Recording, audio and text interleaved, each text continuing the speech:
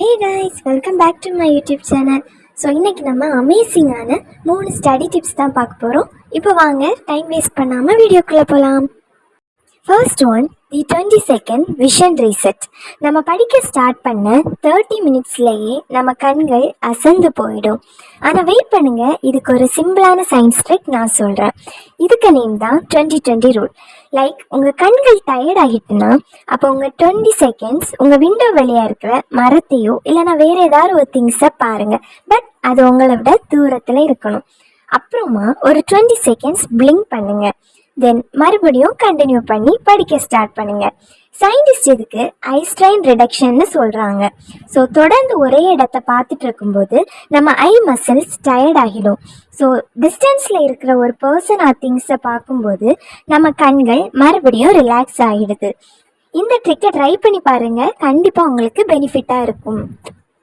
Second one, தி standing study trick.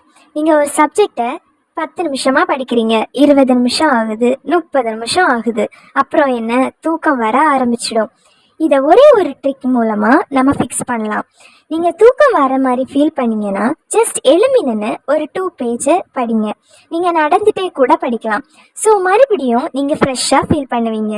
Scientist என்ன சொல்கிறாங்கன்னா, நம்ம உட்கார்ந்து படிக்கிறத விட நின்றுட்டு படிக்கும்போது பிளட் சர்க்குலேஷன் இம்ப்ரூவ் ஆகும், ஆக்சிஜன் ஃப்ளோ அதிகமாக பிரெயினுக்கு போகும், அதனால் ஃபோக்கஸ் பூஸ்ட் ஆகுது.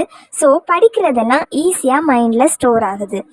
லாஸ்ட் ஒன், த ஃபிங்கர் டேப்பிங் ட்ரிக். ஸோ நீங்கள் ஒரு டஃப்பான மேக்ஸ் ப்ராப்ளம் சால்வ் பண்ணுறதா திங்க் பண்ணிக்கோங்க. ஸோ உங்கள் மைண்ட் அப்போது ரொம்ப ஸ்லோவாக இருக்குது.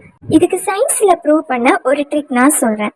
சிம்பிள் தான். நீங்கள் இப்போது ஸ்டடி டேபிள் இல்லைனா கீழே எங்கே உட்காந்து படித்தாலும் ஓகே, உங்கள் லெஃப்ட் ஹேண்டை எடுத்துக்கோங்க. இப்போ நார்மலாக நீங்கள் ஒரு கீபோர்டில் எப்படி டேப் பண்ணுவீங்களோ அதை திங்க் பண்ணிவிட்டு நீங்கள் உங்கள் டேபிளில் அதே மாதிரி டேப் பண்ணுங்கள் ஒரு 30 செகண்ட்ஸ்க்கு.